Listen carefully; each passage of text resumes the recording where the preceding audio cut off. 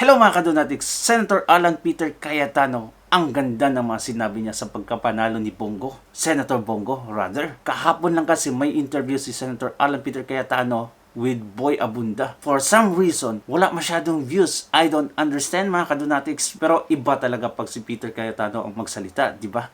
Even Boy Abunda, napahanga sa mga sagot niya. Nako mga kadonatics, dapat mong mapanood to.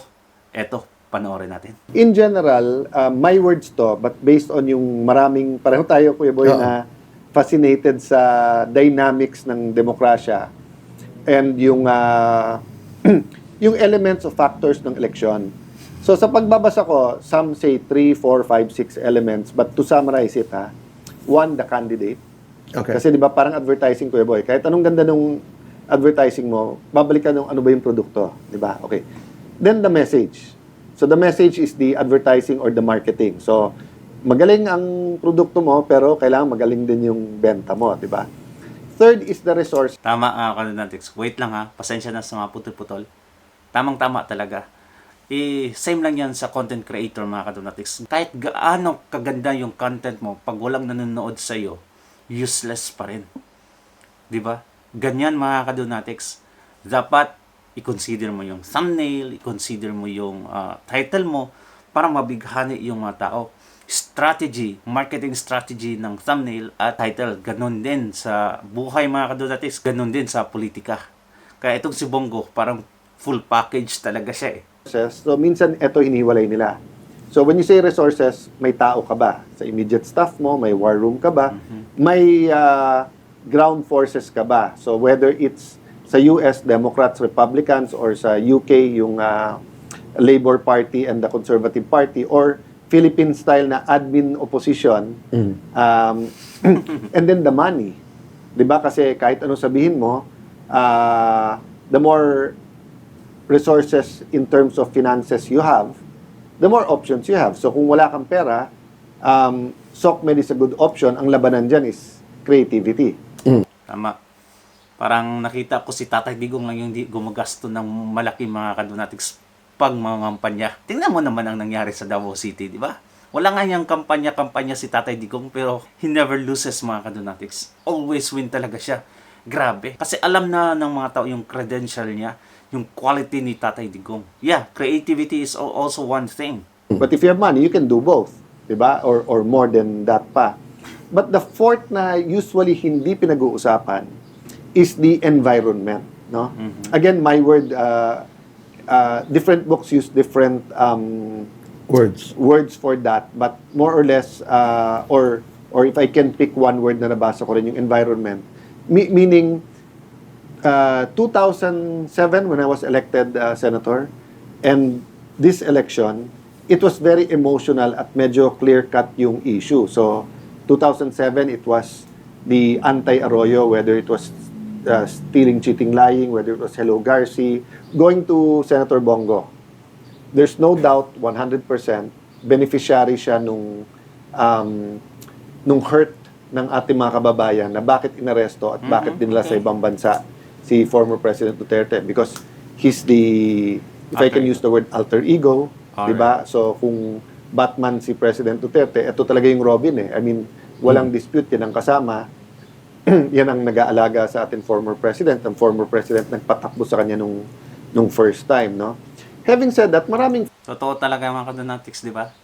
Si Bongo talaga, kahit anong mangyari, andyan talaga sa tabi ni Tatay Digong. Ngayon lang, dahil hindi talaga siya maka-access, kahit pupunta siya doon, hindi pa rin mga kadonatics, wala pa rin siyang access ka Tatay Digong. But, his loyalty continues mga kadonatics. Yan yung maganda ka, Bongo. Totoo nga, alter ego. Lahat ng mga nagagawa ni Tatay Digong, nakikita din nila kay lahat ng mga ginagawa ni Bongo ngayon mga kadonatics, ito ay reflection sa the kind of leader Tatay Digong is. Factor ng hindi alam din ng ating kababayan. For example, hindi never nagbago si Senator Bongo na sumasagot siya sa text. He has 2 or 3 phones. Some pasa nung staff pag may tumawag, but siya mismo, whenever he has 5 minutes, 30 minutes, may meeting, the text yan. So, even 1 year before the election, pagkausap ko yung iba, local government, or even yung iba niyang staff na parang, sir, hindi na kami sinasagot ganun kabilis nung iba pero nung dyan si PRD, di ba? Yung from them to the leaders. May iba kasi na manalo lang mga kadonatics, nakakalimot na. Nagka 1 million na. Nako, nag-iba na yung mga friends. Hindi na tumatanaw ng utang na loob. Nakalimutan na yung kung ano yung hirap niya. Sino yung mga tao nag-push sa kanya para marating yon. Pero ito yung kagandahan kay Senator Bongo talaga mga kadonatics. Ha? He never changes talaga.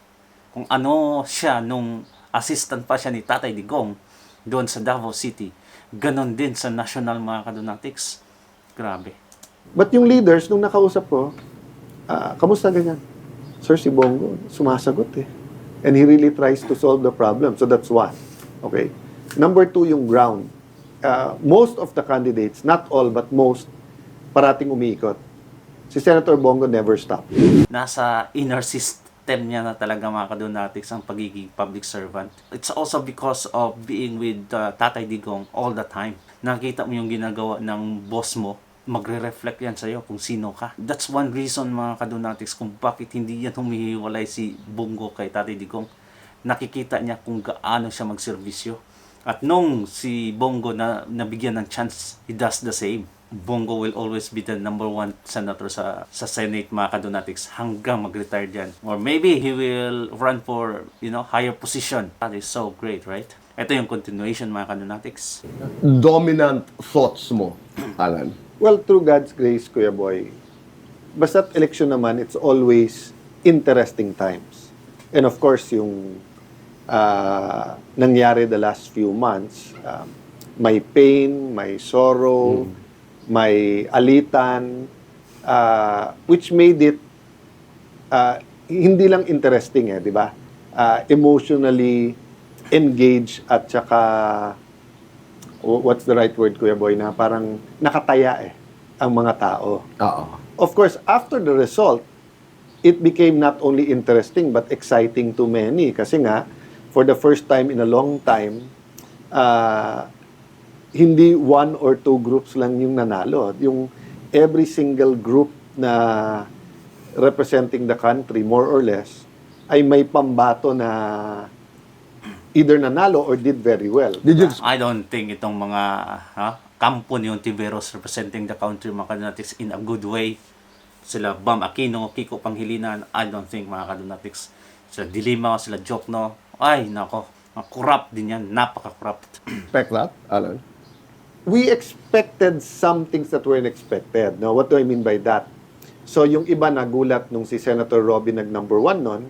Nagulat kami nun nung si Senator Po ang nag-number 1.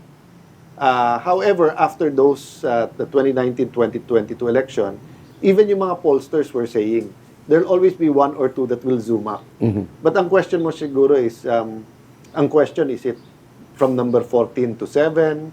Is it 6 to 1? Diba? But yung mix ngayon, and I'm sure pag-uusapan natin sino-sino yon. Ang maganda dito kay Senator Alan Peter Cayetano mga kadonatics, hindi din siya nagbago. From 2016, yung support niya kay Tatay Digong until now, the same pa rin. Kaya iboboto natin to pagka-senador for another election this coming 2028. I don't think anyone expected it that way. But everyone expected to be somewhat surprised, happily or sadly, because nga, if you looked at yung March, first time na ulit na dikit-dikit na, usually kasi 3 to 6% or 3 to 4% ang Gap.